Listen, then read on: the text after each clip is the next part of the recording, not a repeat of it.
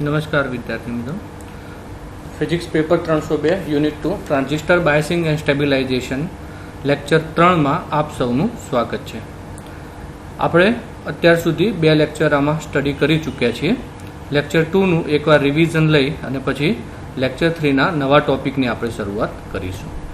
Lecture 2ની અંદર આપણે 3 question જોયા હતા, જેમાં પહેલો ક્વેશ્ચન હતો તાપીય વિભંગ સમજાવો, કે તાપમાન વધતા ટ્રાન્ઝિસ્ટરની સ્ટેબિલિટી કઈ રીતે બદલાય છે અથવા તો ટ્રાન્ઝિસ્ટર કઈ રીતે સ્ટેબલ થાય છે, અને તાપમાન વધતાની સાથે કલેક્ટર બેઝ જંકશનના તાપમાનમાં વધારો થતાં એ જંકશન બ્રેક થાય છે અને જંકશન તૂટતા જે ઘટના બને છે એ ઘટનાને આપણે તાપીય વિભંગ તરીકે ઓળખીએ છીએ. બીજું આપણે જોઈએ તો સ્થિરતા ઘટક, કે તાપમાન વધતા સ્ટેબિલિટીમાં ફેરફાર થાય છે, સ્થિરતા બદલાય છે, સ્થિરતા ઘટે છે, તો કેટલી ઘટે છે એ સમજાવવા માટેનો જે પેરામીટર છે એને આપણે સ્થિરતા ઘટક તરીકે ઓળખીએ છીએ, જેનું મૂલ્ય છે S. અને આપણે એ પણ જોયું હતું કે Sનું મૂલ્ય બને એટલું નાનું હોવું જોઈએ. S જેટલો નાનો ટ્રાન્ઝિસ્ટરની સ્થિરતા એટલી વધુ. ત્રીજો ક્વેશ્ચન આપણે જોયો તો નિયત બાયસ પરિપથ, જેને ફિક્સ બાયસ પરિપથ કહેવાશે, અને આપણે પરિપથ દોરી અને સમજાતા છેલ્લે કે ફિક્સ બાયસ પરિપથમાં સ્ટેબિલિટી કોન્સ્ટન્ટ S નું મૂલ્ય અથવા તો સ્ટેબિલિટી ઘટક જે સ્થિરતા ઘટક છે S એ આપણો મોટો મળે છે. એટલે આવા બાયસ પરિપથ નોર્મલી પ્રેક્ટિકલી અથવા તો વ્યવહારમાં ઉપયોગ થતા નથી. હવે આપણે બીજા 2 બાયસ તરફ આગળ જઈશું અને જોઈશું કે બાયસમાં કઈ રીતે આપણે સ્થિરતા ઘટકને નાનો કરી શકીએ છીએ અથવા તો સારી સ્ટેબિલિટી મેળવી શકીએ છીએ. આપણો પ્રશ્ન છે કલેક્ટર બેઝ બાયસ પરિપથ સમજાવો, જેને કલેક્ટર ટુ બેઝ બાયસ પરિપથ પણ કહેવાશે. એના નામ પ્રમાણે જ આપણે બાયસિંગ કરવાનું છે. અહીંયા નામ છે આપણું કલેક્ટર ટુ બેઝ બાયસ, એટલે બાયસ આપણો કલેક્ટરમાંથી આવશે, ટૂંકમાં વિદ્યુત પ્રવાહ વોલ્ટેજ આપણા કલેક્ટરમાંથી આવશે અને બેઝમાં જશે. એ પ્રમાણેનું બાયસિંગ કરીએ તો એને આપણે કલેક્ટર ટુ બેઝ બાયસ કહીશું. હવે એ સમજવા માટે સૌથી પહેલા આપણે નિયત બાયસ ફિક્સ બાયસ પરિપથની આકૃતિ જોઈએ અને એના ઉપરથી કઈ રીતે કલેક્ટર ટુ બેઝ બાયસ મેળવી શકાય છે એ આપણે સમજીએ. આપણે ફિક્સ બાયસ જે જોયો હતો એ આ પ્રમાણે હતો. તો આ આપણો ફિક્સ બાયસ પરિપથ છે, જેની અંદર VCC થી સપ્લાય લઈ, VCC આપણો મુખ્ય વોલ્ટેજ સોર્સ છે, એમાંથી સપ્લાય લઈ RC થ્રુ આપણે કલેક્ટરને બાયસ કરીએ છીએ.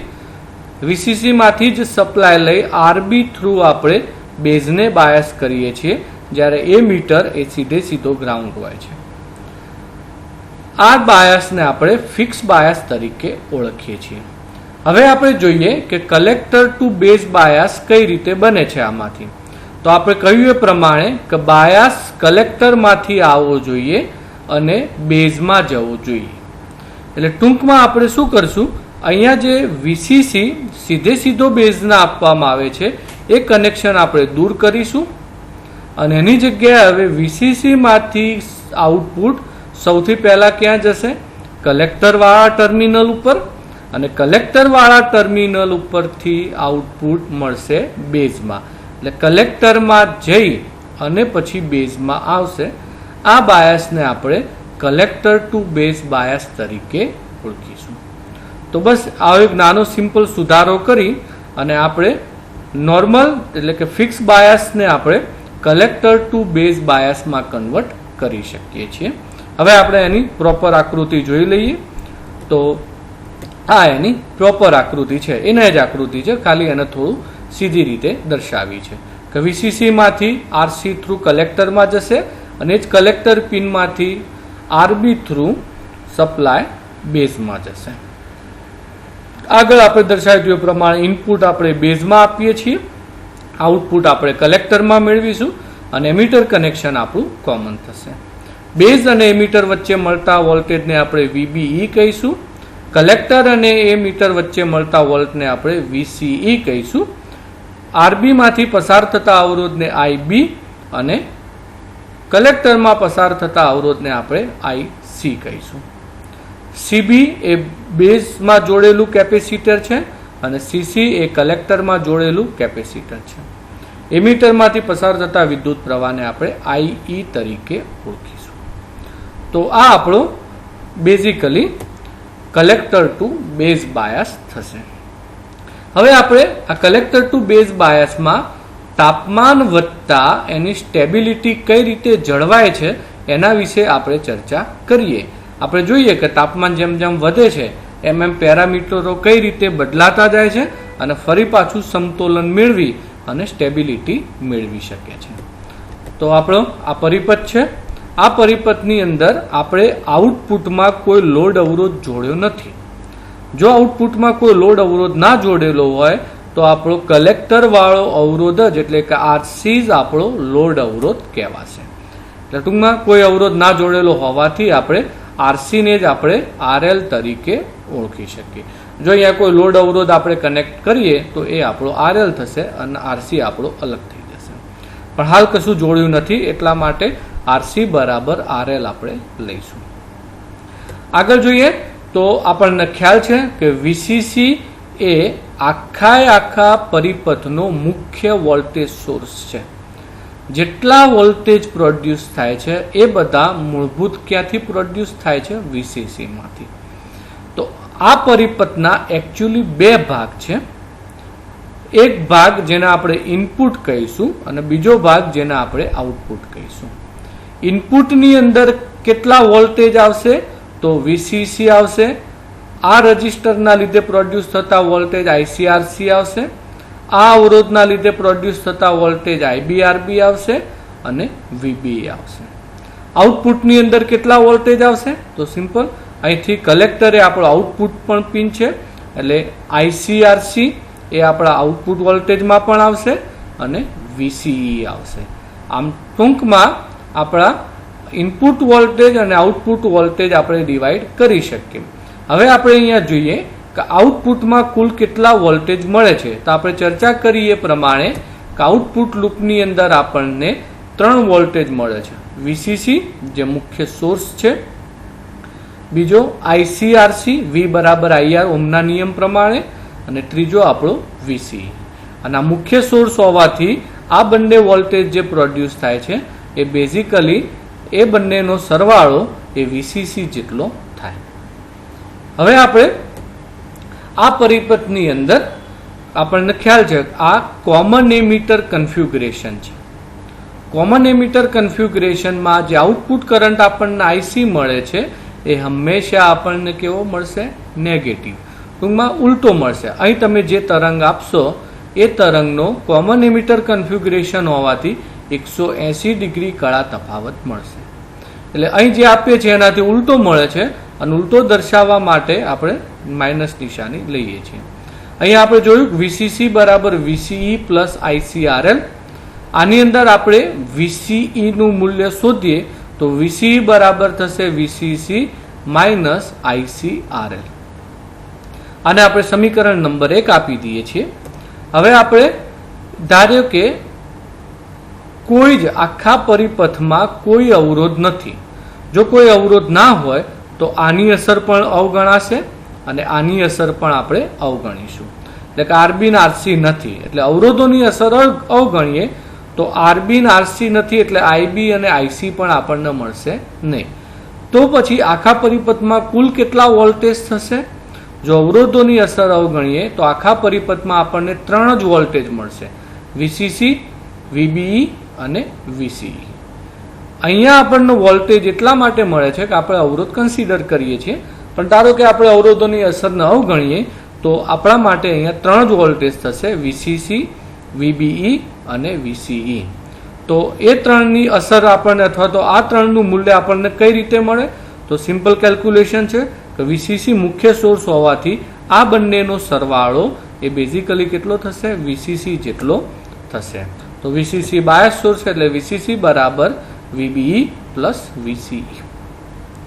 અગેન આ સમીકરણમાં આપણે વીસીઈ ની કિંમત જે છે અથવા તો આપણે કહીએ કે આ સમીકરણમાં આપણે કહ્યું પ્રમાણે કોમન એમીટર કન્ફિગ્યુરેશન હોવાથી જે આઉટપુટમાં આપણને જે મળે છે, જે આઉટપુટમાં આપણને વોલ્ટેજ મળે છે વીસીઈ, એ બેઝિકલી કેવો મળશે? માઇનસ. એટલા માટે લેવામાં આવે છે કે કોમન એમીટર કન્ફિગ્યુરેશન હોવાથી ઇનપુટ તમે જેવો આપો છો એનાથી આઉટપુટ હંમેશા ઉલટો મળે એટલે ઉલટાની બતાવવા માટે આપણે માઇનસ લઈએ છીએ.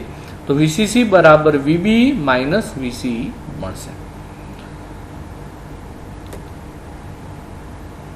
તો વીબીઈ નું મૂલ્ય થશે વીસીસી પ્લસ વીસીઈ. આ માઇનસ જે છે વીસીઈ એનો આ બાજુ લઈ જાઉં તો વીબીઈ બરાબર થશે વીસીસી પ્લસ વીસીઈ. તો આપણે કહી શકીએ કે વીબીઈ નું મૂલ્ય બેઝિકલી વીસીઈ ઉપર આધારિત છે. વીસીસી આપણો ફિક્સ છે, ધારો કે +12 વોલ્ટ તમે આપી દીધા છે તે ફિક્સ છે. તો એટલા માટે આપણે કહી શકીએ કે જો અચળ હોય તો વીબીઈ એ બેઝિકલી કોના ઉપર ડિપેન્ડ રહેશે? વીસીઈ. હવે આપણે જોઈએ વીબીઈ જે છે એ બેઝ અને એમીટર વચ્ચેનો વોલ્ટેજ છે અને અગેન આ વોલ્ટેજ ઉપર જ આઈબી નું મૂલ્ય આધારિત છે. બેઝમાં જે કરંટ જઈ રહ્યો છે એ કરંટનું મૂલ્ય કોના ઉપર આધારિત હોય છે? વીબીઈ ઉપર. કલેક્ટરમાં જે કરંટ જઈ રહ્યો હોય આઈસી એનું મૂલ્ય કોના ઉપર આધારિત હોય? વીસીસી ઉપર. તો વીબીઈ નું મૂલ્ય એ બેઝિકલી આઈબી અથવા તો આપણે કહીએ આઈબી નું મૂલ્ય એ વીબીઈ ઉપર આધારિત છે. ઓહમના નિયમ પ્રમાણે V = IR, I = V ભાગ્યા R. તો આપણે કહી શકીએ આઈબી નું મૂલ્ય એ વીબીઈ ઉપર આધારિત છે. તો આપણે લખી શકીએ IB is directly proportional to VBE. આમ આપણે આ ત્રણ સમીકરણો મેળવ્યા છે. પહેલું સમીકરણ વીસી બરાબર વીસીસી માઇનસ ICRL. બીજું સમીકરણ આપણે મેળવ્યું VBE directly proportional to VCE અને IB is directly proportional to VBE. એ સમીકરણ આપણે અહીંયા ફરી એકવાર લખી દઈએ. તો આ ત્રણ સમીકરણ મેળવ્યા હતા. હવે આપણને ખ્યાલ છે કે આ આખા પરિપથમાં આઉટપુટ કરંટ શું છે? આપણો આઈસી. અને output current collector current IC નું મૂલ્ય આપણને કેટલું મળે છે? Beta IB plus beta +1 IC. અને આપણે આગળ જોયું હતું એ પ્રમાણે કે જો તાપમાન વધે તો આઈબી નું મૂલ્ય, બીટાનું મૂલ્ય અને આઈસીઓનું મૂલ્ય ત્રણ મૂલ્ય વધે છે અને 3 વધતા બેઝિકલી આઈસીના મૂલ્યમાં વધારો થાય છે. આમ તાપમાન વધતા આ બધાના મૂલ્યો વધે છે અને આઈસીનું મૂલ્ય વધે છે. હવે આપણે આ બધા સમીકરણોનો ઉપયોગ કરી અને સાબિત કરીશું કે તાપમાન વધવા છતાંય આઈસીના મૂલ્યમાં વધારો થતો નથી અથવા તો વધારો થાય છે એ થોડો ઓછો થાય છે. તો આપણે આ બાયસનો ઉપયોગ કરી કલેક્ટર ટુ બેઝ બાયસનો ઉપયોગ કરી અને આ ત્રણ સમીકરણો મેળવ્યા છે. અને હવે આપણે જોઈએ આ ત્રણ સમીકરણોનો ઉપયોગ કરીને સાબિત કરીએ કે તાપમાન વધતા ભલે આઈસીઓ વધે, બીટા વધે કે આઈબી વધે, આઈસીનું મૂલ્યમાં બહુ મોટો ફેરફાર થતો નથી અથવા તો આઈસીનું મૂલ્ય અચળ રહે છે, સમતોલન જળવાઈ રહે છે. તો એ સમજવા માટે આપણે જોઈએ સૌથી પહેલા આપણે જે ચર્ચા કરી હતી આઈસી બરાબર beta IB plus beta +1 ICO છે. તાપમાન વધતા આઈસીઓનું મૂલ્ય વધે છે અને આઈસીઓનું મૂલ્ય વધતા આઈસીનું મૂલ્ય વધે છે, જે આપણે અહીંયા દર્શાવ્યું છે કે તાપમાન વધે તેમ આઈસીઓ વધે છે અને આઈસીઓ વધે તેમ આઈસીનું મૂલ્ય વધે છે. હવે આપણને ખ્યાલ છે કે વીસીઈ બરાબર વીસીસી માઇનસ ICRL. હવે આ સમીકરણની અંદર આપણે જોઈએ કે જો આઈસીનું મૂલ્ય વધે, આઈસીનું મૂલ્ય અહીંયા વધે તો વીસીનું મૂલ્ય શું થશે? ઘટશે. તો સમીકરણ એક પ્રમાણે કહી શકાય કે આઈસીનું મૂલ્ય વધતા વીસીનું મૂલ્ય ઘટે છે. હવે આપણે બીજું સમીકરણ જે સાબિત કર્યું હતું એ અહીં આપણે જોયું કે આઈસીનું મૂલ્ય વધે તો વીસીનું મૂલ્ય ઘટે છે.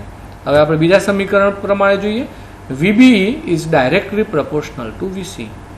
હવે આપણે અહીંયા જોઈએ છે કે આઈસી વધતા વીસી ઘટે છે. જો વીસી ઘટે તો વીબીનું મૂલ્ય પણ શું થશે? ઘટશે. ડાયરેક્ટલી પ્રોપોર્શનલ છે એટલે આમ વીસી ઘટતા વીબીનું મૂલ્ય શું થશે? ઘટશે, જે આપણને અહીંયા જોવા મળશે. આમ વીસી ઘટતા વીબીનું મૂલ્ય ઘટે છે. અગેન આપણે ત્રીજું સમીકરણ મેળવ્યું હતું IB is directly proportional two VB છે. તો જો વીબીનું મૂલ્ય ઘટે, આપણે અહીંયા લખ્યું વીબી ઘટે છે, વીબીનું મૂલ્ય ઘટે છે, તો વીબીનું મૂલ્ય ઘટે તો આઈબીના મૂલ્યમાં પણ શું થશે? ઘટાડો થશે. તેથી આપણે કહી શકીએ કે આઈબી પણ શું થશે? ઘટશે. એટલે આપણે લખી શકીએ અહીંયા કે વીબી ઘટે તો આઈબી પણ ઘટે છે. એટલે ફરી એકવાર જોઈએ તાપમાન વધતા આઈસીઓ વધે છે અને આઈસીઓ વધતા આઈસીનું મૂલ્ય વધે છે. પણ આઈસીનું મૂલ્ય વધતા આ સમીકરણ પ્રમાણે જોઈ શકાય એક પ્રમાણે કે વીસીનું મૂલ્ય ઘટે છે. વીસીનું મૂલ્ય ઘટતા વીબીનું મૂલ્ય પણ શું થશે? ઘટશે. અને વીબીનું મૂલ્ય ઘટતા આઈબીનું મૂલ્ય શું થશે? ઘટશે. હવે આઈબીનું મૂલ્ય ઘટે છે તો આપણે મુખ્ય સમીકરણ ઉપરથી કહી શકીએ કે જો આઈબીનું મૂલ્ય ઘટે તો આઈસીનું મૂલ્ય પણ શું થશે? ઘટશે. તો આપણે કહી શકીએ કે આઈબી ઘટતા આઈસીની અંદર પણ ઘટાડો જોવા મળે છે, એટલે કે આઈસીનું મૂલ્ય પણ શું થશે? ઘટશે. આમ અહીં આપણે જોયું તાપમાન વધતા આઈસીઓ વધે છે અને આઈસી વધે છે, પણ આપણો પરિપથ એવો છે કે પરિપથની અંદર મળતા વોલ્ટેજ અને કરંટ એવી રીતે સેટ થાય છે કે આઈસી વધે છે એમ કંઈક કરતાં આઈબીના મૂલ્યમાં ઘટાડો થાય છે અને આઈબી ઘટે છે એટલે અગેન પાછો આઈસી ઘટે છે. એટલે આપણે કહી શકીએ કે અહીંયા આપણને સમતોલન થાય છે. પરિપથ જાતે જ કરંટના મૂલ્યનું સમતોલન કરે છે. એટલે તાપમાન વધતા જે આઈસી વધ્યો હતો એ અગેન ધીમે ધીમે ઘટે છે અને પરિપથ પોતે બાયસ પોતે તાપમાનને લીધે થતી અસરોને સમતોલન કરી શકે છે. આમ આ બાયસનો ઉપયોગ કરી તાપમાન વધતા જે આઈસીના મૂલ્યમાં વધારો થતો અને જેના લીધે કલેક્ટર બેઝ જંકશન ડેમેજ થતું, જેને તાપીય વિભંગ કહેવાય છે, એની અંદર આપણે ઘટાડો અથવા તો સમતોલન મેળવી શકીએ છીએ. હવે આપણે એ પણ જોઈએ કે સ્થિરતા ઘટક એસ કેટલો મળે છે. આપણને સમતોલન મળ્યું પણ કેટલું મળે છે? સારું મળે છે, ખરાબ મળે છે? આપણે ચેક કરીએ તો સ્થિરતા ઘટક એસ શોધવા માટે અથવા તો એસનું મૂલ્ય કેટલું મળે છે એ શોધવા માટે પણ આપણે આ જ પ્રમાણે જે કેલ્ક્યુલેશનો છે, જે થિયરી છે એને સમજીએ. અહીં આપણે જે આગળ ચર્ચા કરી હતી એ જ પરિપથ, એ જ વસ્તુ છે. હવે આપણને ખ્યાલ છે કે ઇનપુટની અંદર મળતા વોલ્ટેજ કેટલા છે, તો આ પરિપથમાં સિમ્પલી તમે કેલ્ક્યુલેટ કરી શકો. સૌથી પહેલા શું મળશે? વીસીસી. પછી શું મળશે? આઈસી અને આઈબી. આ બંને સિરીઝમાં છે. તમે સમજી લો ઇનપુટ જ ચર્ચા છે, તો આ બંને સિરીઝમાં છે એટલે IC plus IB into RL. તો આ સિરીઝમાં હોવાથી IC plus IB into RL. RL એટલે આરસી બેઝિકલી આપણું. બીજો શું મળે છે? IB RB. આ જે વિદ્યુત પ્રવાહ છે આપણને એ મળશે અને છેલ્લો શું મળશે? વીબી. તો ઇનપુટમાં વળતા વોલ્ટેજ આપણા આ પ્રમાણે છે વીસીસી. બીજા નંબરે આપણે સિમ્પલી સમજીએ તો આઈબી આરબી. ત્રીજા નંબરે વીબી અને આપણું શું છે? Basically RL. અને આની અંદરથી આઈસી એ પસાર થાય છે અને આઈબી એ પસાર થાય છે. બંને કરંટો આરસીમાંથી પસાર થાય છે, એટલા માટે IB plus IC into RL. VCC આપણો મુખ્ય સોર્સ છે, બાયસ સોર્સ હોવાથી આપણા જે સમીકરણ છે એ સમીકરણ આ પ્રમાણે બનશે. આ બાયસનો સોર્સ હોવાથી બાકી બધા મળતા વોલ્ટેજ એકનો કુલ સરવાળો વીસીસી જેટલો થશે. એટલે કે વીસીસી બરાબર IB plus IC RL plus IB RB plus VB. હવે હું આ સમીકરણને અહીંયા છૂટું પાડું છું તો આઈબી આરએલ અને આઈસી આરએલ થશે. આ સમીકરણને છૂટું પાડીએ તો આઈબી આરએલ અને આઈસી આરએલ થશે. અગેન આ બંને સમીકરણમાંથી આપણે આઈબીને હું કોમન લઉં છું અહીંયાથી અને અહીંયાથી. આઈબીને કોમન લઉં તો આઈબી અને કૌંસમાં શું વધશે? RL plus RB. તો આપણું સમીકરણ આવું થશે વીસીસી બરાબર આઈસી આરએલ અને આઈબી આરબી અને આઈબી આરએલ. આ બંનેમાંથી હું આઈબી અલગ કરું તો RL plus RB plus VB મળશે. હવે આ સમીકરણનું એટલે કે આજે આપણને ફાઇનલી સમીકરણ મળ્યું એનું હું આઈસીની સાપેક્ષ વિકલન કરું છું. તો આઈસીની સાપેક્ષ વિકલન કરતા આ આપણા વોલ્ટેજ છે એટલે આ થઈ જશે 0. અહીં ડીઆઈસી ભાગ્યા આઈસી એટલે આપ થઈ જશે 1. અહીંયા આપણને મળશે ડીઆઈબી ભાગ્યા ડીઆઈસી અને અગેન અહીંયા કોઈ કરંટ નથી એટલે 0. એટલે વીસીસી અને વીબી વાળો ભાગ 0 થઈ જશે. અહીંયા આઈસી ભાગ્યા આઈસી મળશે એટલે 1 થશે અને અહીં આપણને મળશે ડીઆઈબી ભાગ્યા ડીઆઈસી, જે સમીકરણ આ પ્રમાણે છે. અહીં આપણને 0, અહીં આપણને 0. આ આપણો થઈ ગયો આરએલ કારણ કે આઈસી ભાગ્યા આઈસી એટલે 1 અને આ આપણો થશે ડીઆઈબી ભાગ્યા ડીઆઈસી. હું ડીઆઈબી ભાગ્યા ડીઆઈસી ને કરતા બનાવું તો that is equal to minus RL upon RL plus RB થશે. આ સમીકરણની આ બાજુ આવશે એટલે માઇનસ અને આ ભાગાકારમાં જશે. આને હું સમીકરણ નંબર 2 આપું છું, જે આપણે આગળ એની જરૂર પડશે. હવે કોમન એમિટર કન્ફિગ્યુરેશનનું ફાઇનલ સમીકરણ આપણું જે બેઝિક સમીકરણ છે આઈસીનું, આઉટપુટ કરંટ કલેક્ટર કરંટનું, IC is equal two beta IB plus beta plus 1 ICO છે. અગેન આ સમીકરણનું IC ની સાપેક્ષ વિકલન કરું છું. IC ની સાપેક્ષ વિકલન કરતા DIC ભાગ્યા DIC એટલે 1, અહીં આપણને મળશે DIB ભાગ્યા DIC અને અહીં આપણને મળશે DICO ભાગ્યા DIC. તો વિકલન કરતા આપણને આ પ્રમાણે સમીકરણ મળશે. 1 is equal two beta DIB ભાગ્યા DIC, બીટા પ્લસ 1 DICO ભાગ્યા DIC. અહીં આપણને ખ્યાલ છે DIC ભાગ્યા DICO એ શું છે? S. એટલે આ સમીકરણ થઈ જશે 1/S. અને સમીકરણ 2 ઉપરથી એટલે કે આપણે DIB ભાગ્યા DIC અહીં આપણે કિંમત મૂકીશું -RL/RL પ્લસ RB, એટલે આપણું નવું સમીકરણ મળશે 1 is equal to minus beta DIB ભાગ્યા DIC ની જગ્યાએ RL/RL plus RB plus beta plus 1/S. હવે આપણે S નું મૂલ્ય શોધવાનું છે. તો S ને આપણે કરતા બનાવવા માટે હું આ સમીકરણ જે માઇનસ વાળું છે એના આ બાદ લાવું એટલે પ્લસ થઈ જશે. તો beta RL plus RB plus 1. Again S ને કરતા બનાવવા માટે હું બીટા પ્લસ 1 ને અહીંયા ભાગ્યામાં લઈ જાઉં તો 1/બીટા પ્લસ 1 અને આખો કૌંસ એમના એમ લઈશું.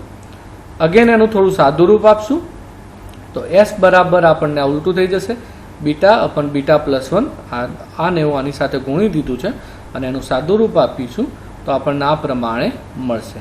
અને અગેન આમાંથી બીટા પ્લસ 1 હું કોમન કાઢીશ તો beta plus 1 RL plus RB upon beta RL plus 1 મળશે. તો આ સમીકરણ આપણને મળશે.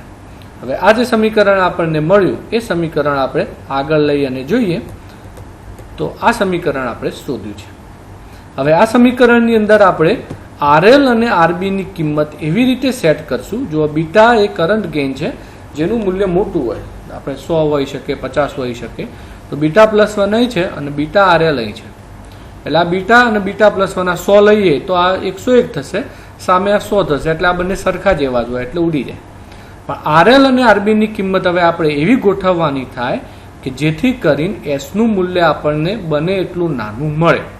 આપણે 1 થી નાનું નથી મેળવી શકવાના કારણ કે અહીંયા પ્લસ 1 છે જ, એટલે કોઈ શક્યતા નથી કે આપણને 1 થી નાનું મળે. પણ છતાંય આપણે RL અને RB ની કિંમત એવી ગોઠવીએ કે જેથી કરીને આપણને એનું મૂલ્ય 1 ની નજીક મળે. એટલે RL નું મૂલ્ય બહુ જ મોટું લઈએ RB કરતા રાખીને S નું મૂલ્ય આપણે નાનું મેળવી શકીએ છીએ જે 1 ની નજીક થાય પણ એનાથી ઓછું મળવું શક્ય નથી. તો એનું મૂલ્ય આપણે નાનું મેળવી શકીએ છીએ. મતલબ કે આપણે આ પરિપથનો ઉપયોગ કરી અને સારું એવું સ્ટેબિલિટી મેળવી શકીએ છીએ, સારી એવી સ્થિરતા મેળવી શકીએ છીએ. S નું મૂલ્ય 1 ની નજીક મળે એ ઘણું સારું કહેવાય. 0 એ બેસ્ટ છે પણ આપણને 1 ની નજીક મળે છે એ ઘણું બધું સારું કહેવાય. પણ છતાં એ મેળવવા માટે RL નું મૂલ્ય RB કરતા એટલે ટૂંકમાં RC નું મૂલ્ય RB કરતા બહુ જ મોટું હોવું જોઈએ. આ 100 હોય તો આનું મૂલ્ય આપણે 10,000 કે એટલું એનાથી મોટું રાખવું પડે. આ 100 ઓહમ હોય તો 1 મેગા ઓહમ રાખવું પડે. પણ એ બધું રાખતા બીજા બધા ઘણા ઇસ્યુ પ્રોડ્યુસ થાય છે.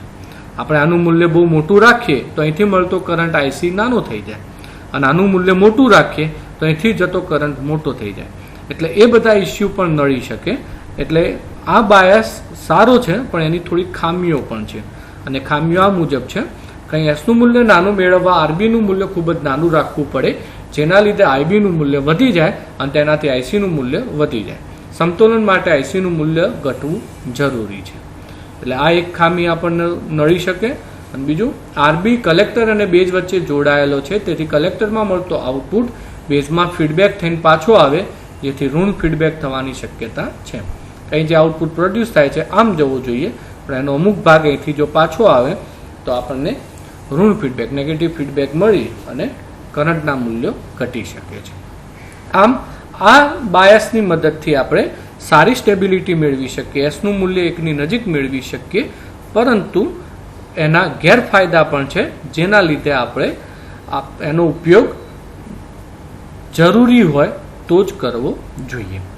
એના સિવાય હવે આપણે બીજા 2 બાયસ છે જે બાયસ સારા છે અને જેનો ઉપયોગ આપણે પ્રેક્ટિકલી પણ કરી શકીએ છીએ. તો હવે એ બાયસ વિશે પણ આપણે ચર્ચા કરીએ. તો કલેક્ટર બેઝ બાયસ છે જેના આપણે ઘણા બધા મૂલ્યો ઘણી બધી વેલ્યુ શોધી એકવાર ફરી થોડું રિવાઇઝ લઈ લઈએ તો તમને ખ્યાલ આવશે કે આપણે શું કર્યું હતું. તો જોઈએ આ પ્રમાણે છે. ઓકે, આ આપણો કલેક્ટર ટુ બેઝ બાયસનો પરિપથ છે. સૌથી પહેલાં આપણે આઉટપુટ લૂપ માટે વોલ્ટેજના મૂલ્યો શોધી અને એક સમીકરણ મેળવ્યું હતું. પછી આપણે અવરોધો નથી એમ ગણી અને વીસીસી બરાબર વીબીઈ અને પ્લસ વીસીઈ મેળવ્યું હતું. પછી કોમન એમીટર હોવાથી વીસીઈને માઇનસ કર્યો અને એના ઉપરથી આપણે સાબિત કર્યું VB directly proportional two VCE છે અને IB is again directly proportional two VB છે. આ ત્રણ સમીકરણનો ઉપયોગ કરી અને આપણે સમતુલન મેળવવાનો પ્રયત્ન કર્યો. આ ત્રણ સમીકરણનો ઉપયોગ કરી અને આપણે આ પરિપથને કઈ રીતે સમતુલ્ય કરી શકાય છે, સમતુલન મેળવી શકાય છે, એ આપણે જોયું કે ભાઈ તાપમાન વધતા આઈસીઓ વધે છે, આઈસીઓ વધતા આઈસી વધે છે, આઈસી વધતા વીસી ઘટે છે, વીસી ઘટતા વીબી ઘટે છે, વીબી ઘટતા આઈબી ઘટે છે અને આઈબી ઘટતા અગેન આઈસી ઘટે છે. આમ સમતુલન મેળવી શકાય. પછી આપણે સ્થિરતા ઘટક એસનું મૂલ્ય શોધ્યું. ઇનપુટમાં મળતા બધા વોલ્ટેજ મેળવ્યા, એમનું એક સમીકરણ બનાવ્યું આપણે અને સમીકરણ બનાવી એનું વિકલન કર્યું, સાદું રૂપ આપી અને એનું આઈસીની સાપેક્ષ વિકલન કરી અને આપણે ડીઆઈબી ભાગ્યા ડીઆઈસી મેળવ્યો. અગેન આપણું જે કલેક્ટરવાળું મેઇન સમીકરણ છે IC beta IB plus beta plus 1 ICU, એનું આઈસીની સાપેક્ષ વિકલન કરી અને એના ઉપરથી આપણે એસનું મૂલ્ય ફાઇનલી શોધી લીધું. અને એસના મૂલ્ય ઉપરથી નક્કી કર્યું કે આપણે આરએલ અને આરબીનું મૂલ્ય એવું ગોઠવીએ કે જેથી એસનું મૂલ્ય આપણને એકની નજીક મળી શકે, ઓછું મળી શકે. પરંતુ આ પરિપથના ગેરફાયદા પણ છે, એ બે ગેરફાયદાની પણ ચર્ચા કરી. હવે આપણે આગળ જોઈએ એમીટર બાયસ પરિપથ. આ પરિપથ એ બેઝિકલી ફિક્સ બાયસ પરિપથમાંથી જ બનેલો છે. એમાં થોડો સુધારો કરતા આપણને એમીટર બાયસ પરિપથ મળે છે. આપણે આપણો ફિક્સ બાયસ પરિપથ આ પ્રમાણે જોયો હતો કે આ આપણો ફિક્સ બાયસ પરિપથ છે. આ પરિપથની અંદર વીસીસી માંથી આરસી થ્રુ કલેક્ટરમાં અને વીસીસી માંથી આરબી થ્રુ બેઝમાં સીધો સપ્લાય આપવામાં આવે છે. અહીંયા આપણે આરસી થ્રુ કલેક્ટરમાં સપ્લાય આપીએ છીએ, આરબી થ્રુ બેઝમાં સપ્લાય આપીએ છીએ, પરંતુ એમીટર એ ગ્રાઉન્ડ છે. એમીટરમાં કોઈ બાયસિંગ પ્રોડ્યુસ થતું નથી, કોઈ વોલ્ટેજ નથી મળતા. રીઝન શું છે? એટલા માટે વોલ્ટેજ નથી મળતા કે અહીંયા અવરોધ નથી. ઓહમના નિયમ પ્રમાણે વોલ્ટેજ ત્યારે મળે કે જ્યારે કરંટ અને અવરોધ બંનેના મૂલ્યો હોય. અહીંયા આપણને વોલ્ટેજ મળે છે આઈસીઆરસી અને અહીંયા આપણને વોલ્ટેજ મળે છે આઈબીઆરબી. પણ અહીંયા આપણને કોઈ વોલ્ટેજ મળતા નથી, ફક્ત કરંટ મળે છે આઈ. તો અહીંયા જો વોલ્ટેજ પ્રોડ્યુસ કરવા હોય તો શું કરવું પડશે? અહીંયા આ કનેક્શન છોડી અને તેની જગ્યાએ આપણે એક અવરોધ મૂકીએ. આ અવરોધ એમીટરમાં જોડેલો હોવાથી એને શું કહીશું? આપણે આરઈ કહીશું. અને હવે આપણે અહીંયા પણ એક વોલ્ટેજ પ્રોડ્યુસ કરી શકીએ, જેને શું કહીશું? આઈઈઆરઈ. આમ આપણે આવું કરવાથી ત્રણે ત્રણ ટર્મિનલ ઉપર એમીટર, બેઝ અને કલેક્ટર ત્રણે ત્રણ ટર્મિનલ ઉપર વોલ્ટેજ પ્રોડ્યુસ કરી શકીએ છીએ, અથવા તો કહી શકાય કે ત્રણે ત્રણ ટર્મિનલ ઉપર બાયસિંગ કરી શકીએ છીએ. આગળના જે બે પરિપથ આપણે જોયા, ફિક્સ બાયસ અને કલેક્ટર ટુ બેઝ બાયસ, એમાં ફક્ત બેઝ અને કલેક્ટર ઉપર જ બાયસિંગ થતું હતું, એમીટર ઉપર બાયસિંગ થતું નહોતું.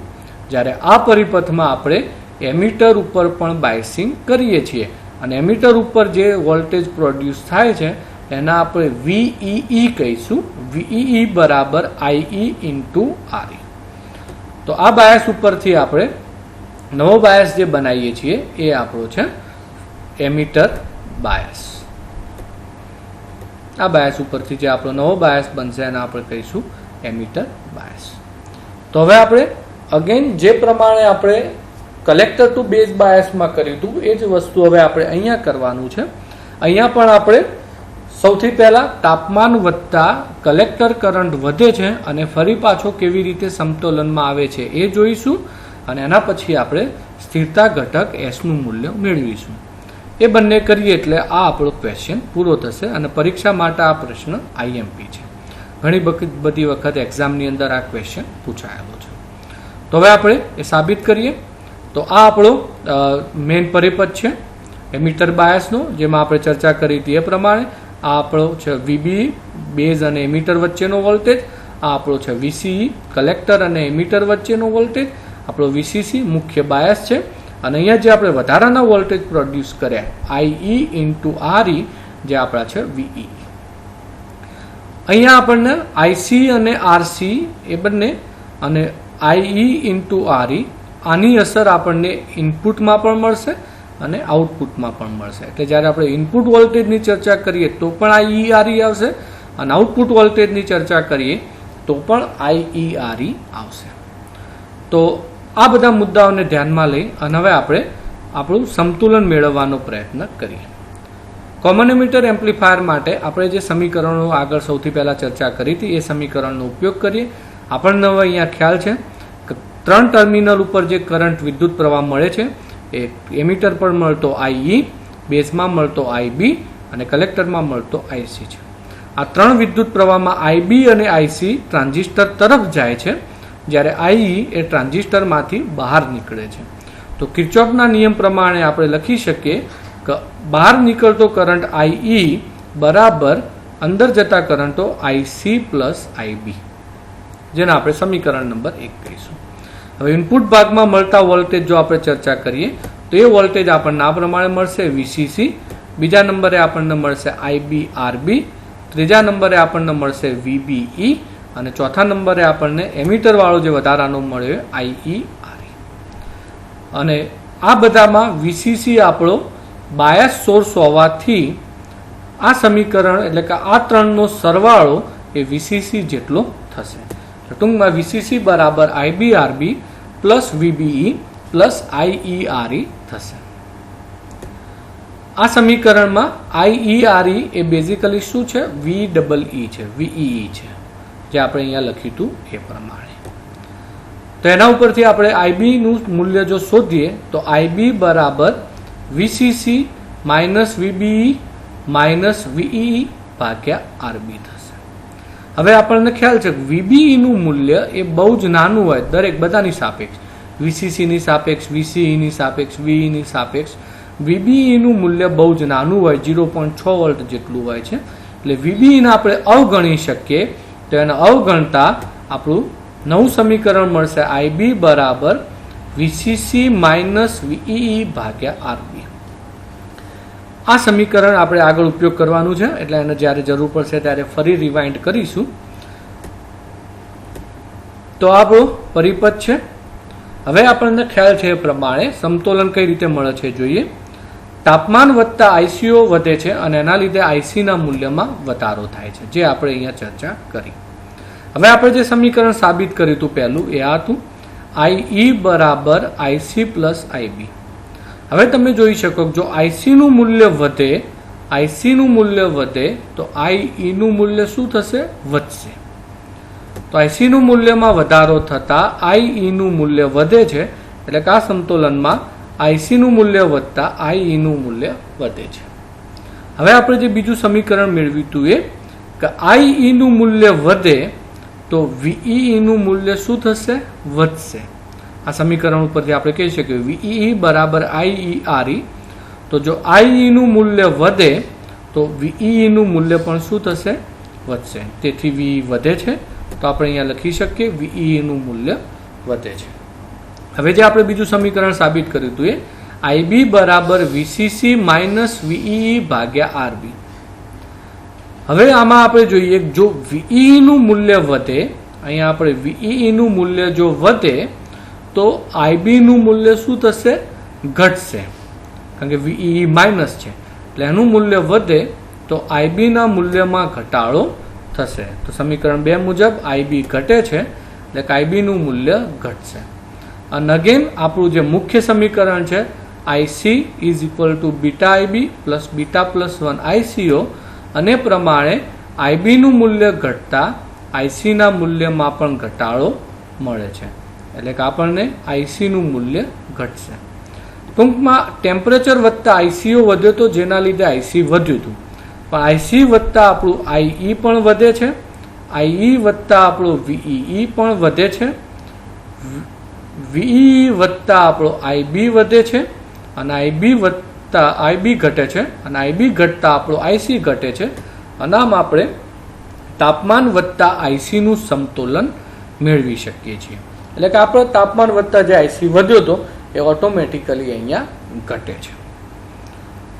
તો એમિટર બાયસ પરિપથનો ઉપયોગ કરી અને જે તાપમાન વધતા કલેક્ટર કરંટનું મૂલ્ય વધતું હતું એનું સમતોલન આપણે મેળવી શકીએ છીએ. હવે આપણે એ જ પ્રમાણે આગળ જોયું હતું એ જ પ્રમાણે સ્થિરતા ઘટક એસનું મૂલ્ય મેળવવા આપણે પ્રયત્ન કરીશું અને કેટલું મળે છે એ પણ આપણે જોઈશું કે અહીંયા તાપમાન વધતા આઈસીનું મૂલ્ય અચળ જળવાઈ રહે છે. આપણો પરિપથ છે અને આપણને ખ્યાલ છે આઈ બરાબર આઈસી પ્લસ આઈબી. આપણું બીજું સમીકરણ જે આપણે મેળવ્યું તો આ હતું આઈબી બરાબર વીસીસી માઇનસ વીઈ ભાગ્યા આરબી. અહીં આપણે હવે આ પરિપથમાં થોડી ટ્રીક અપનાવીએ છીએ અને વીસીસીના બે ભાગ કરી દઈએ છીએ. સેમ વોલ્ટેજ વીસીસી ધારો કે 12 વોલ્ટ છે તો 12 વોલ્ટેજ હું અલગથી આને પણ આપું છું અને 12 વોલ્ટેજ અલગથી આને પણ આપું છું. હું જ્યારે કલેક્ટરનો વોલ્ટેજ આપું છું ત્યારે વીસીસી કહીશ, તો જ્યારે બેઝનો વોલ્ટેજ આપીશ ત્યારે શું કહીશ? વીબીઈ. એના અહીંયા આપણે બે ભાગ પાડી દઈશું વીસીસીના.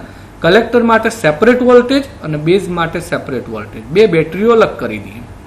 તો જો કલેક્ટર માટે જે બેટરી વાપરીશું એને કહીશું વીસીસી અને બેઝ માટે જે બેટરી વાપરીશું એને કહીશું વીબીબી.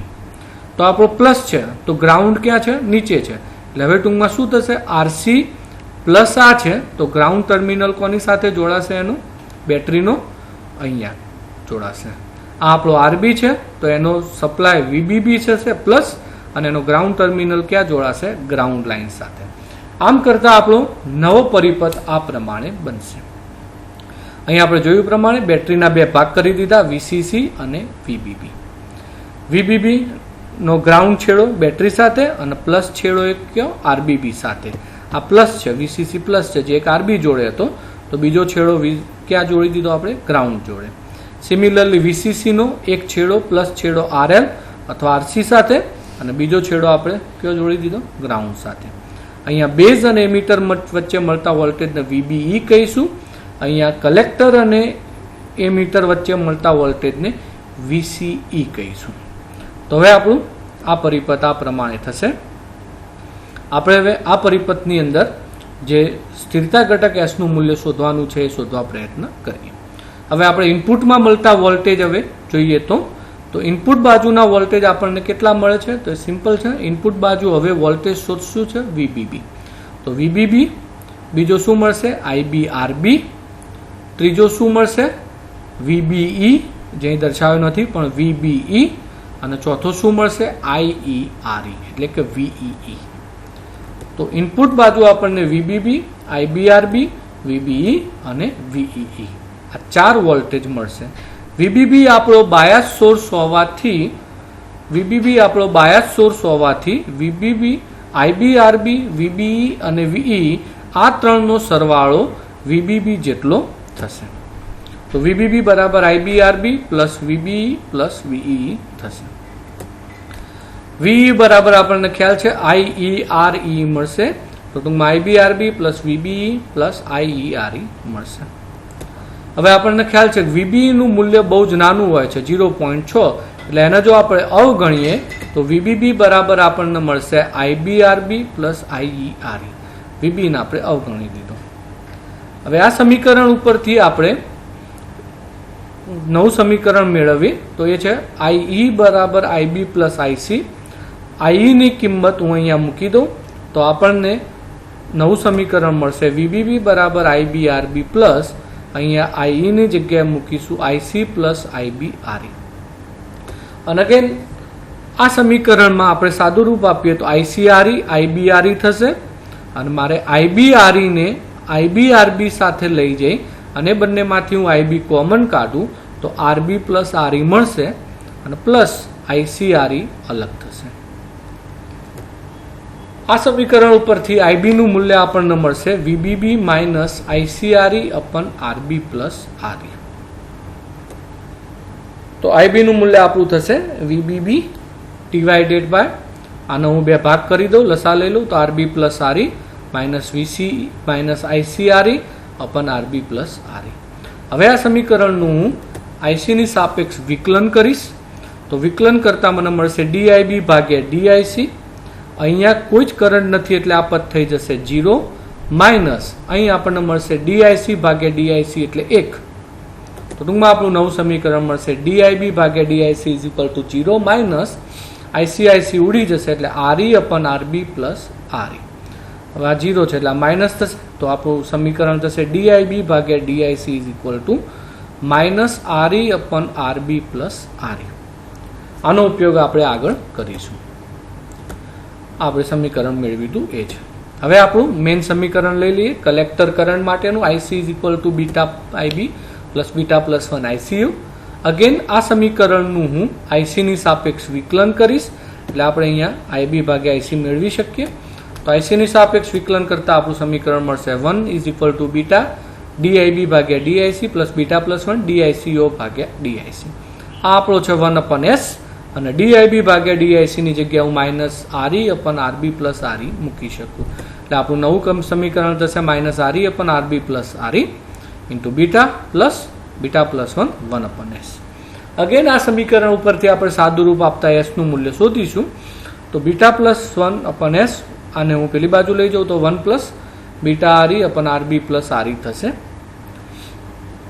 અગેન આ સમીકરણ ઉપરથી એસનું મૂલ્ય શોધવા માટે હું બીટા પ્લસ 1ને સૌથી પહેલાં આ બાજુ લાવીશ એટલે આ બાજુ આવતા એ ભાગામાં જશે. બીટા અપન બીટા પ્લસ 1 થશે અને 1 અપન બીટા પ્લસ 1 થશે. અને પછી આખું ઉલટું કરીશ તો beta plus 1 upon beta RB plus RE upon RE plus beta plus 1 થશે.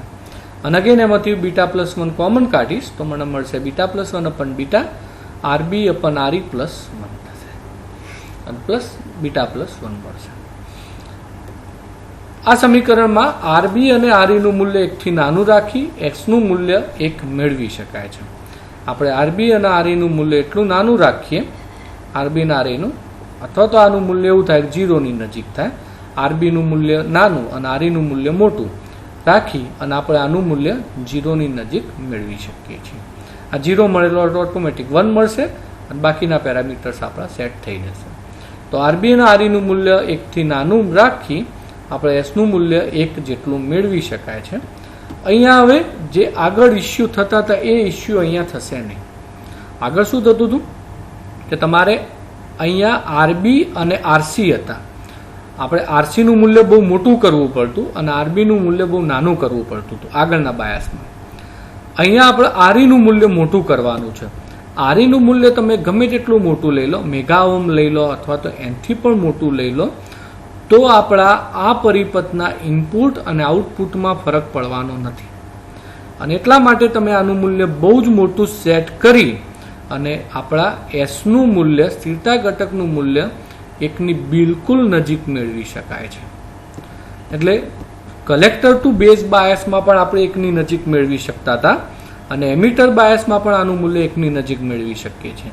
પણ કલેક્ટર ટુ બેઝ બાયસમાં ઇસ્યુ એ થતો કે એમાં આરસી એટલે કે આરએલના મૂલ્યમાં ફેરફાર કરવાની જરૂર પડતી હતી.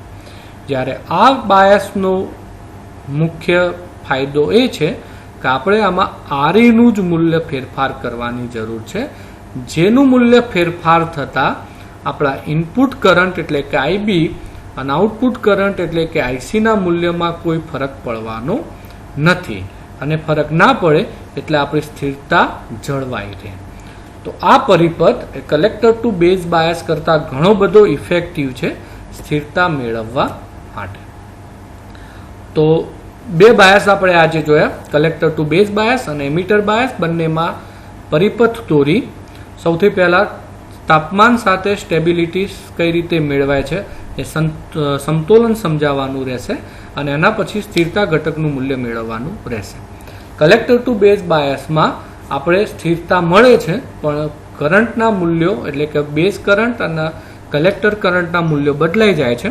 જ્યારે એમિટર બાયસમાં સ્થિરતા મળે છે પણ આપણા કલેક્ટર અને બેઝ કરંટના મૂલ્યોમાં ફેરફાર થતો નથી. એટલે આ વધુ ઇફેક્ટિવ અને વધુ ઉપયોગી છે. વ્યવહારમાં આવા બાયસનો ઉપયોગ વધુ કરવામાં આવે છે. પરીક્ષાની અંદર આઈએમપી ક્વેશ્ચન છે, પૂછાઈ શકે એવો પ્રશ્ન છે. તો જરૂર પડે તો કોઈ ઇસ્યુ હોય તો નોટ ડાઉન કરી રાખવું. મળીશું ત્યારે એની ચર્ચા કરીશું. અહીં આપણે આ લેક્ચર પૂરું કરીએ છીએ. જય હિન્દ, જય ભારત.